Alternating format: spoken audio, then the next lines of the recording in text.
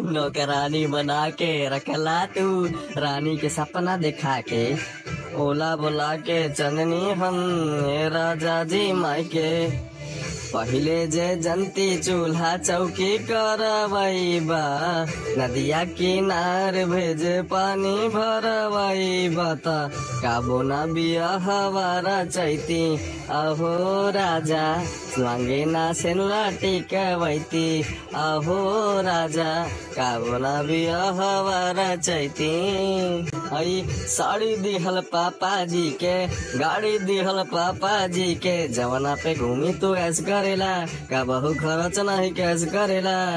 कुल ही कमैया सवत पौड़ई बा, सारी सारी रात पिया ओनिए बितई बत। आपन भोजन ना बसियती, अहो राजा मांगे ना सेनुरा टिकवैती।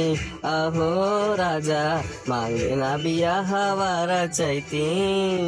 फ्रिज पंखा टीवी संगे पहिला सुनर बीबी, तबो काहे ना पिया कदर करेला।